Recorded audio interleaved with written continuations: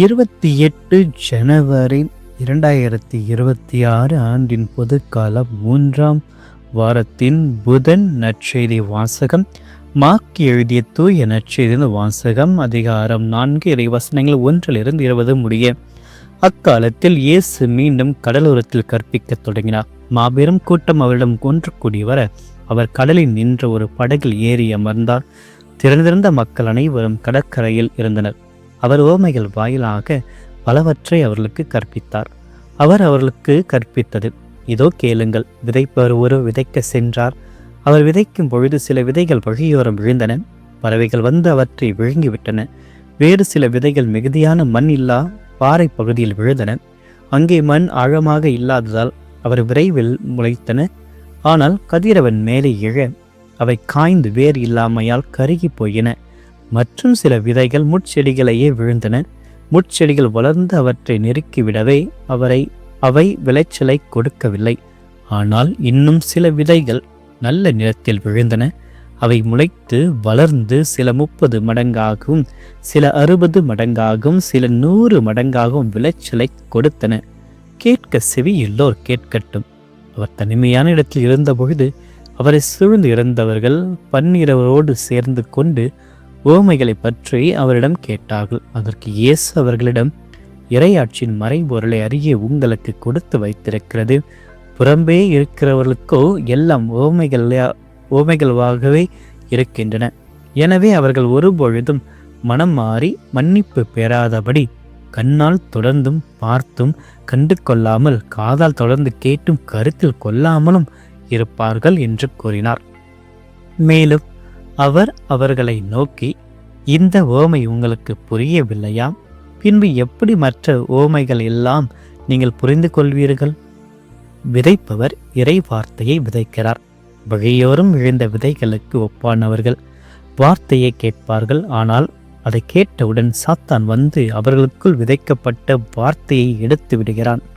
பாறை பகுதியில் விதைக்கப்பட்ட விதைகளுக்கு ஒப்பானவர்கள் இறை வார்த்தையை கேட்டவுடன் அதை மகிழ்ச்சியோடு ஏற்றுக்கொள்வார்கள்.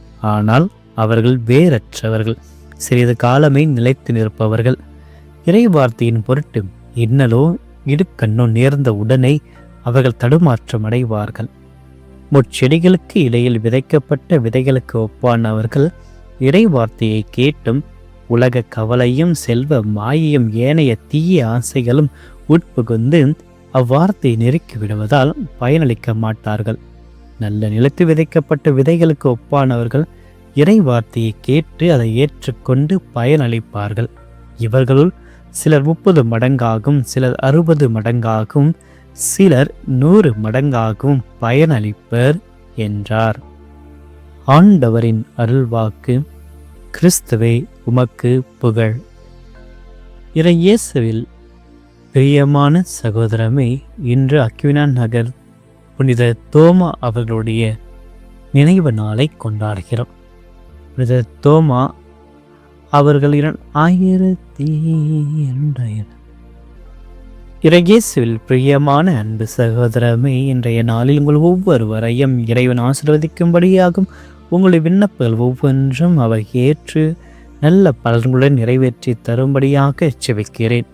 இன்று தாயாம் திரு அவை அக்வினோ நகர் புனித தோமா மறைப்பணியாளர் மறை வல்லுநருடைய நினைவு நாளை கொண்டாடுகிறது. இவர் 1225ஆம் ஆண்டு உயர் குடும்பத்தில் பிறந்தவர். சிறு வயதிலிருந்தே அமைதியான இயல்பும் ஆழமான சிந்தனையும் கொண்டிருந்தவர். அவர் கல்விக்காக மனத்திற்கு சென்று மேற்கல்வியை அவர் கற்றவர். இளமையிலேயே அவர் டொமினிக்கன் துறவர சபையில் சேர விரும்பினார். ஆனால் குடும்பம் அவருக்கு எதிர்ப்பு தெரிவித்தது. ஒரு காலத்திற்கு அவரை வீட்டில் தடுத்து வைத்திருந்தாலும் தமது அழைப்பின் உறுதியாக இருந்து இறுதியில் துறவர வாழ்க்கையை தேர்ந்தெடுத்தார். அவர் மிகுந்த தாழ்மையுடன் ஜெப வாழ்ந்தார். தமது அறிவை ஒருபொழுதும் பெருமைக்காக அல்ல, திருச்சபையின் வளர்ச்சிக்காகவே பயன்படுத்தினார். அவர் ஒரு சிறந்த தத்துவ ஞானியாகவும் இறையியல் அறிஞராகவும் திறந்து சும்மா தியாலஜிக்கா என்ற ஒரு புகழ்பெற்ற நூலை அவர் படைக்கின்றார். இவர் திருச்சபையின் புனிதராகவும் திருச்சபையின் தந்தையாகவும் அவர் திருநிலைப்படுத்தப்பட்டார். மாணவர்கள், கல்வியாளர்கள், தத்துவ ஞானிகள் இவர்களுடைய பாதுகாவலராக இன்று மதிக்கப்படுகிறார்.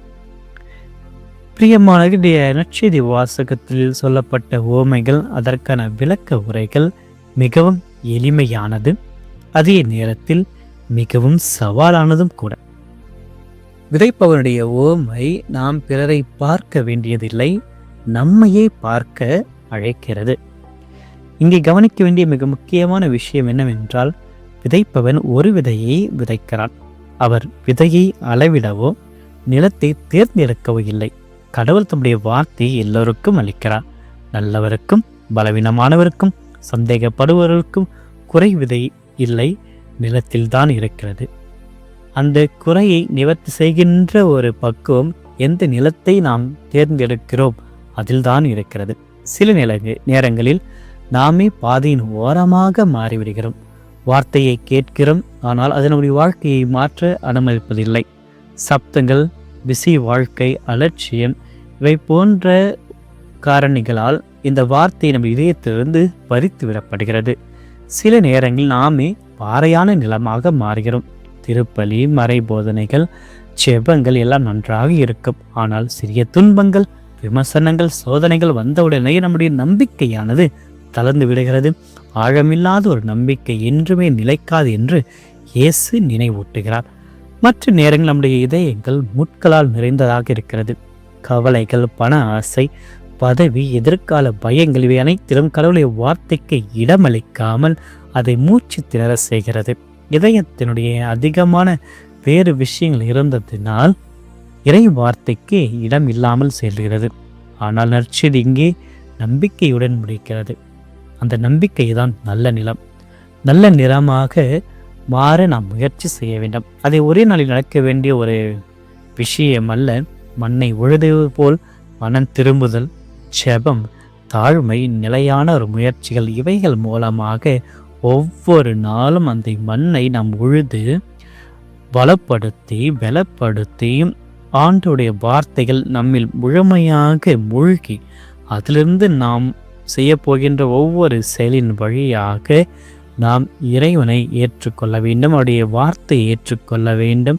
அவருடைய வார்த்தையில் கனியளிக்க நாம் நல்ல கனி தருகின்ற ஒரு விதையாக மாற வேண்டும். அது நம்முடைய வாழ்க்கை மட்டுமல்ல, பிறருடைய வாழ்க்கையும் ஆசீர்வதிக்கும். 30 மடங்காக, 60 மடங்காக, 100 மடங்காக நாம் பலன் பெற வேண்டும் என்றால் இறை வார்த்தையை கேட்க வேண்டும், அதன்படி நாம் நடக்க வேண்டும், உறுதியாக நிலைத்து நிற்க வேண்டும் என்ற நம்பிக்கையில் இந்த நாளை நாம் தொடங்குவோம்.